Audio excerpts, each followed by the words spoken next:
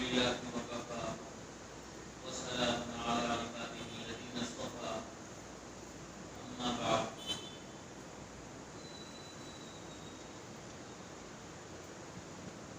قال النبي صلى الله تعالى عليه وسلم إذا عظمت أمتي الدنيا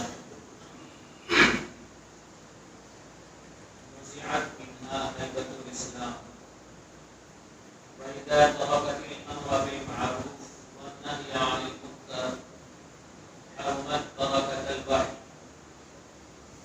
وإذا تسابت أمتي سقطت من عينيها وكما قال عليه الصلاة والسلام.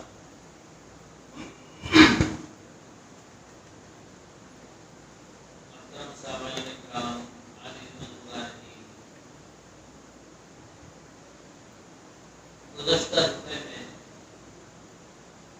ایک حدیث پاک آپ صلی اللہ علیہ وسلم کی بیان کی گئی تھی اور اس حدیث پاک کے تین اجزاء، تین باتیں آپ صلی اللہ تعالی علیہ وسلم نے جو اس میں بیان فرمائی ہیں وہ بیان کی گئی تھی. اس میں سے جو پہلی بات تھی وہ یہ تھی کہ میری امت جب دنیا کو اہمیت دینے لگے گی تو اللہ تبارک و تعالی امت سے اسلام کی حقیقت نکال دیں گے. اسلام کا جو رعب ہوگا اور اسلام کی جو ہیبت ہوگی وہ ہیبت نکال دی جائے گی.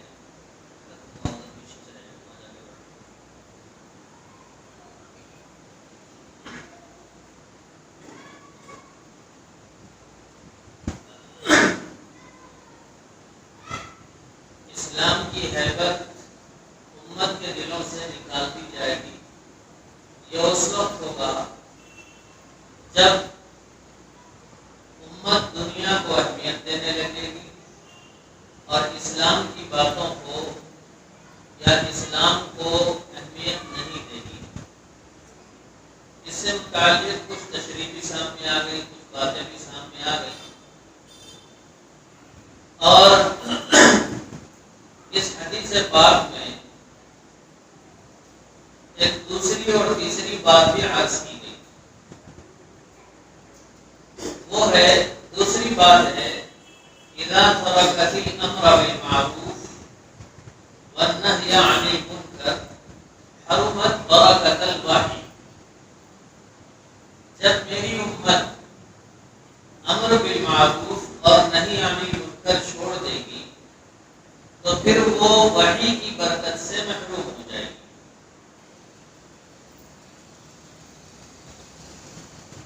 دوسری جو بات اللہ کے نبی علیہ السلام نے ارشاد فرمائی وہ ہے امر بالمعروف اور نہی عن المنکر کے چھوڑنے پر اللہ رب العزت کی طرف سے ایک پکڑ ہوگی، ایک سزا ملے گی اور وہ سزا ہے وحی کی برکت سے محروم ہو جانا. پہلے ہم یہ سمجھیں اور یہ جانیں کہ امر بالمعروف اور نہی عن المنکر کس کو کہتے ہیں. جب یہ ہم پہچانیں گے اور اس کو جان لیں گے تو اس کے بعد ہمیں پتہ چلے گا کہ وحی کی برکت سے محروم ہونا کیا ہے. امر بالمعروف اور نہی عن المنکر یہ عربی زبان کا جملہ ہے، عربک لینگویج کا. امر بالمعروف اس کے معنی ہے اچھائی کا حکم کرنا. نہی عن المنکر برے کام سے روکنا، ہر برائی سے روکنا، اس کو کہتے ہیں نہی عن المنکر. اور ہر اچھے کام کا حکم دینا یہ ہے امر بالمعروف. اس کے درجے الگ الگ ہیں. کہیں امر بالمعروف نہی عن المنکر منکر فرض کے درجے میں ہوتا ہے، کہیں واجب کے درجے میں ہوتا ہے، کہیں مستحب کے درجے میں ہوتا ہے، اور کہیں امر بالمعروف نہی عن المنکر کہیں ضروری نہیں ہوتا ہے موقع کے لحاظ سے، لیکن عمومی طور پر امر بالمعروف نہی عن المنکر یعنی اچھے کاموں کا حکم کرنا اور برے کاموں سے روکنا، یہ امت کا بنیادی فریضہ ہے، بنیادی فریضہ۔ قرآن مجید میں اس فریضے کو لے کر اس امت کو خیر امت کہا گیا، یعنی یہ کام جو امت کرے گی وہ امت خیر امت کہلائے گی۔ خیر امت یعنی امت کے سب سے بہترین لوگ وہ کہلائیں گے جو اس کام کو کریں گے۔ امر بالمعروف نہی عن المنکر، اس کا دائرہ بہت وسیع ہے، کہیں زبردستی کرنا پڑتا ہے، یعنی اچھے کاموں کا حکم کہیں زبردستی کرنا پڑتا ہے اور کہیں ترغیب دلانا پڑتا ہے۔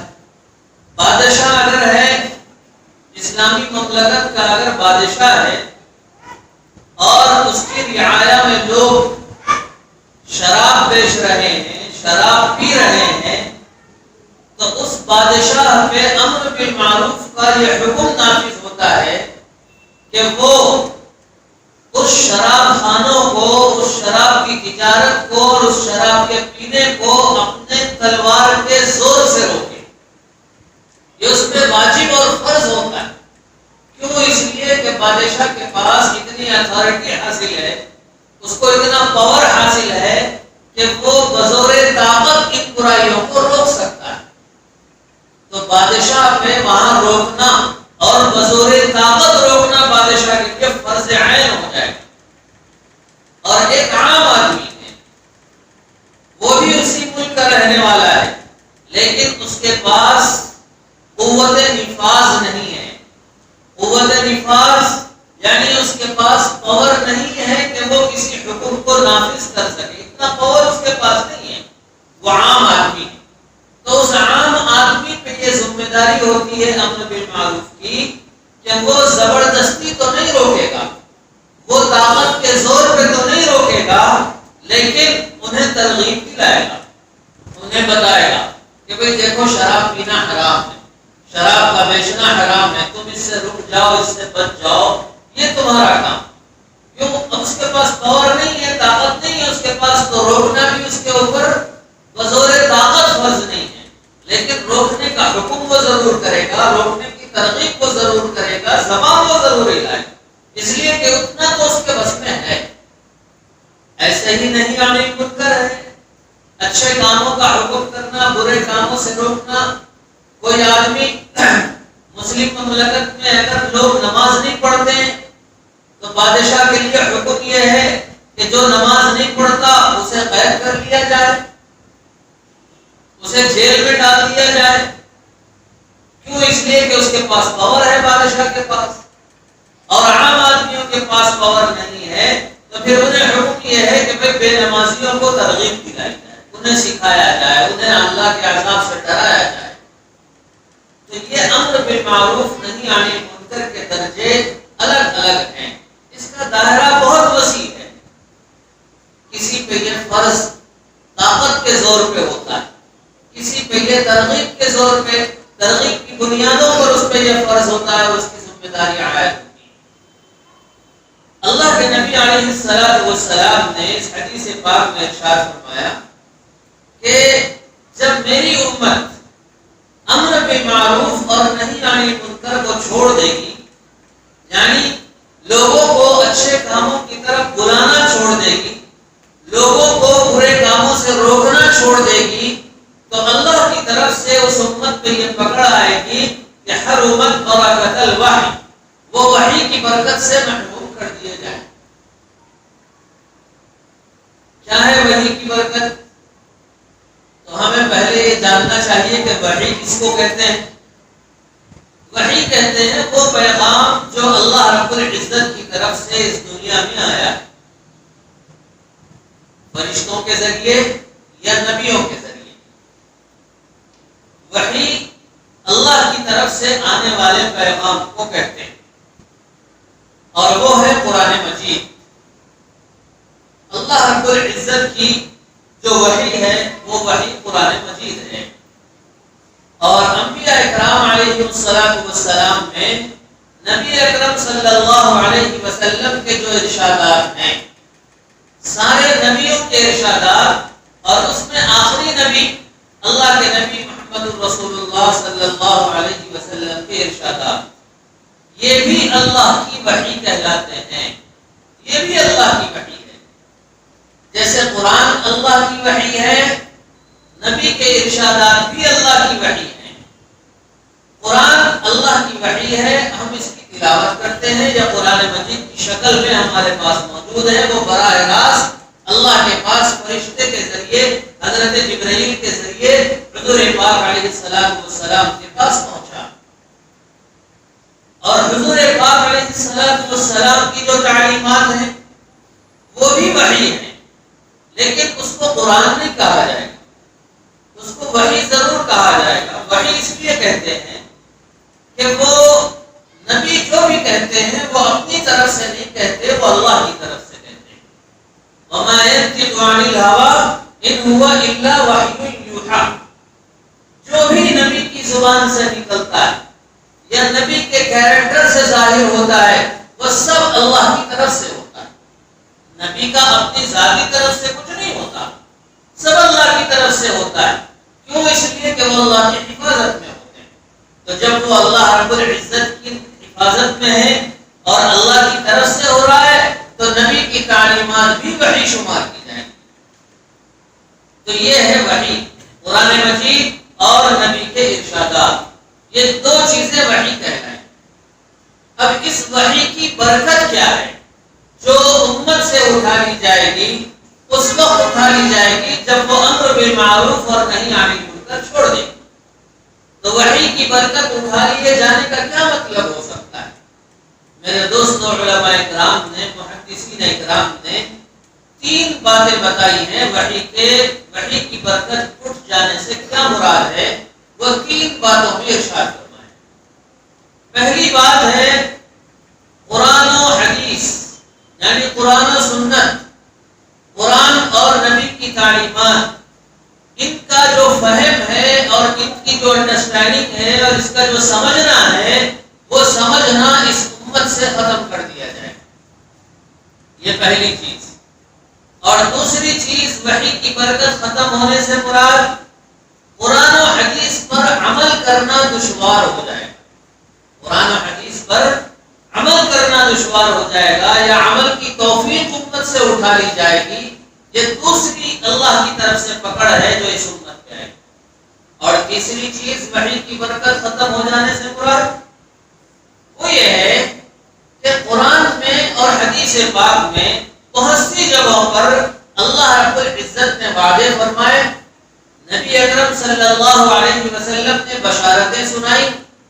قرآن میں آپ کو وعدے ملیں گے، جنت کے وعدے ہیں، جنت کی نہروں کے وعدے ہیں، جنت میں انعامات کے وعدے ہیں۔ قرآن مجید میں وعیدیں بھی ہیں، قرآن مجید میں وارننگ بھی دی گئی ہے، اگر تم یہ نہیں کرو گے ایسا ہوگا، تمہیں جہنم میں ڈال دیا جائے گا، جہنم کا عذاب ایسا ہے، وہاں ایسے جلاد فرشتے موجود ہیں، یہ بھی اس کے اندر موجود ہے۔ اور حدیث پاک میں بھی بشارتیں ہیں، حدیث پاک میں بھی ڈرایا گیا ہے، اس کے اندر بھی وعیدیں ہیں۔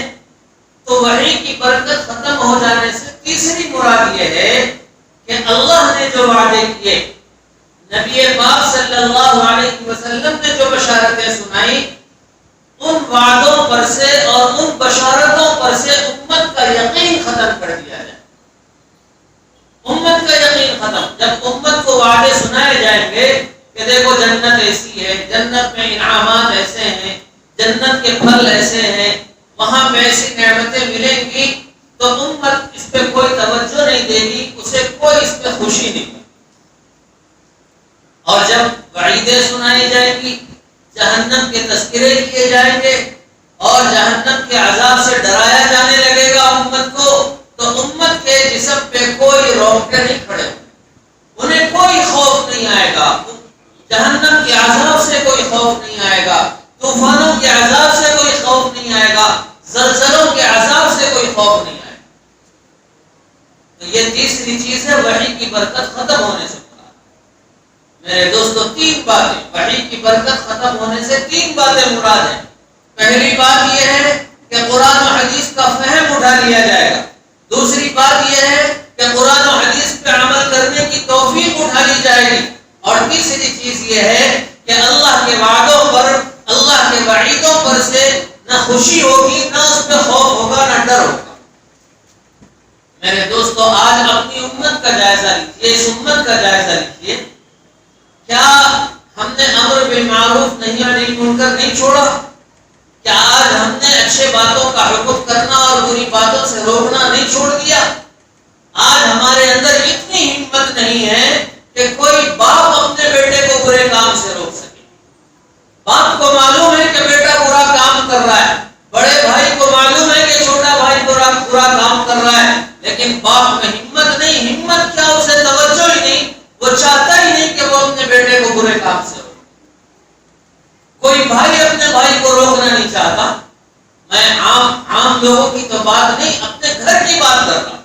ایک گھر کے اندر ایک فیملی رہتی ہے، اس فیملی کے 4 5 10 افراد ہیں، ان 10 افراد میں سے 4 5 افراد غلط کام کر رہے ہیں، لیکن اس گھر کے بڑے لوگوں کو روکنے کی ہمت، ان کے اندر اس بات کی توجہ ہی نہیں پیدا ہوتی کہ میرے گھر میں برا کام ہو رہا ہے اور میں اس کو روکوں۔ میرے گھر کے اندر، میری گلی کے اندر، میرے خاندان کے اندر، میری فیملی کے اندر برا کام ہو رہا ہے اور میں اس کو روکوں۔ میرا بیٹا برے کام کرتا ہے، اس کو روکوں، اس کی کوئی توجہ نہیں۔ باپ کو معلوم ہے بیٹا نماز نہیں پڑھتا، باپ کو معلوم ہے کہ بیٹا داڑھی کاٹ رہا ہے، باپ کو معلوم ہے کہ بیٹے کے مشغلے کیا ہیں، باپ کو پتا ہے کہ وہ کس جگہ جا رہا ہے اور اس کی کن لوگوں کے ساتھ دوستیاں ہیں، سب پتا ہے، لیکن اسے روکتا نہیں، اسے نماز کے لیے بولتا نہیں، اسے قرآن کے لیے نہیں بولتا، اسے اللہ کی طرف نہیں بلاتا، اسے ذکر کی طرف نہیں بلاتا۔ جب ایک فیملی کا یہ حال ہے تو پھر پوری امت کا کیا حال ہوگا؟ اور جب یہ حال ہے تو آج یہ تینوں اللہ رب العزت کے عذابات اور تینوں سزائیں اللہ کی تینوں پکڑ جو اس امت میں نازل ہوئی ہیں، قرآن و حدیث کا فہم آہستہ آہستہ اٹھا لیا جا رہا ہے۔ تقریباً آپ نے دیکھ لیا کہ اس ابھی چند مہینوں کے اندر کتنے علماء اکرام اور صلحاء اکرام دنیا سے رخصت ہو گئے۔ قرآن اٹھا لیے جانے کا یہ مطلب نہیں ہے کہ قرآن مٹ جائے گا۔ قرآن جو رکھا ہوا ہے یہاں پر، اس کے حروف مٹ جائیں گے، جب آپ کھول کے دیکھیں گے تو وہ پلین پیپر دکھے گا، ایسا نہیں ہے۔ قرآن کے اٹھ جانے کا مطلب یہ ہے کہ قرآن کو صحیح طور سے جاننے والے اٹھا لیے جائیں۔ سیأتی علی الناس زمان لا یبقى من القرآن الا رسمه۔ ایک زمانہ میری امت میں ایسا آئے گا کہ قرآن کے صرف نقوش باقی رہ جائیں گے، اس کے لیٹرز، اس کے جو رسم الخط ہے، اس کی جو لکھت ہے وہ باقی رہ جائے گی اور قرآن اٹھا لیا جائے گا۔ تو آج ایسا ہی ہے، قرآن ہر جگہ موجود ہے، ہمارے گھروں میں موجود ہے، بلکہ اپنے موبائلوں میں موجود ہے، لیکن اس کو سمجھنے والا کوئی نہیں، بہت کم ہے اس کو سمجھنے والے، اور وہ بھی آہستہ آہستہ جا رہے ہیں۔ اور کن لوگوں کی بہتات ہو رہی ہے؟ اپنے من سے قرآن کی تشریح کرنے والے لوگ آج مارکیٹ میں زیادہ چل رہے ہیں۔ کوئی کہیں بیٹھ گیا، کوئی کہیں کچھ کہنے لگا، کوئی کچھ اپنی تشریح بیان کرنے لگا، کوئی صحابہ کرام کو نعوذ باللہ برا بھلا کہہ رہا ہے، کوئی کسی کو کچھ کہہ رہا ہے۔ اور قرآن و حدیث پر عمل کی توفیق آدمی چاہتا ہے، بندہ چاہتا ہے عمل کریں، نماز پڑھے، دل میں بار بار خیال آ رہا ہے، لیکن نماز کی توفیق ہی نہیں ہوتی، برے کاموں سے بچنے کی توفیق ہی نہیں ہوتی۔ تو یہ توفیق بھی آج چھین لی گئی ہے۔ آج ہم لاکھ چاہتے ہوئے بھی ہم دیندار بننا چاہتے ہیں، لیکن اس کے باوجود ہم بن نہیں پا رہے ہیں۔ اس کی وجہ کیا ہے کہ اللہ کی مار ہم پہ پڑ رہی ہے، اور اللہ کے وعدوں میں کوئی خوشی نہیں۔ کسی مسلمان بھائی سے کہو کہ دیکھو 4 روپے کے دھوکے میں اپنی آخرت تباہ مت کرو، تو وہ کیا کہتا ہے؟ دیکھیں گے جب آخرت آئے گی. اب جو دنیا ہے وہ کماؤ اور یہاں عیش کرو اور آگے چلو. اسے نہ آخرت کا یقین رہا، نہ جنت کا یقین رہا، نہ جہنم کا ڈر رہا، کچھ نہیں رہا. مست مگن ہے اپنی زندگیوں کے اندر. میرے دوستو، یہ وبال ہے امر بالمعروف نہی عن المنکر کو چھوڑنے کا. ہماری ذمہ داری بنتی ہے، ہمارا یہ کام ہے، ہمارا یہ فرض ہے ہمارے ذمے کہ ہم خود کو بھی روکیں، اپنے گھر والوں کو بھی روکیں اور امت کو بھی روکیں برے کاموں سے. اچھے کاموں کا انہیں حکم کریں، انہیں نمازوں کی طرف بلائیں، اخلاق کی طرف بلائیں، حسن سلوک کی طرف بلائیں، انہیں ایثار، ہمدردی، صلہ رحمی، ان اچھے کاموں کی طرف انہیں بلائیں اور برے کاموں سے ان کو روکیں. شراب سے روکیں، زنا سے روکیں، جھوٹ سے روکیں، دھوکے سے روکیں اور بدنیتی سے روکیں. جو برے کام ہیں اس کو روکیں. باپ کی ذمہ داری ہے کہ وہ بیٹے کو روکے، بھائی کی ذمہ داری ہے کہ وہ اپنے بھائیوں کو روکے، باپ کی ذمہ داری ہے کہ وہ اپنی عورتوں کو روکے، بڑوں کی شوہر کی ذمہ داری ہے کہ وہ اپنے بیوی کو روکے، اپنی اولاد کو روکے. یہ ذمہ داریاں بنتی اور یہ ذمہ داری سے ہم ہاتھ اٹھا لیں گے، وہی ہوگا جو اللہ کے نبی نے اپنے ارشادات میں ارشاد فرمایا. آخر میں اللہ کے نبی نے تیسری بات ارشاد فرمائی، وَإِذَا تَسَابَّتْ أُمَّتِي سَقَطَتْ مِنْ عَيْنِ اللَّهِ. اور جب میری امت آپس میں گالی گلوچ کرے گی، آپس میں ایک دوسرے کو برا بھلا کہے گی، تو اس کا نتیجہ یہ ہوگا کہ سقطت من عین اللہ، وہ اللہ کی نظر سے گر جائے. جب امت ایک دوسرے کے ساتھ گالی گلوچ کرے گی، ایک دوسرے سے برا سلوک کرے گی، تو اللہ رب العزت کی طرف سے وعید یہ ہے، اللہ کی پکڑ یہ ہے کہ سقطت من عین اللہ، وہ اللہ کی نظر سے گر جائے.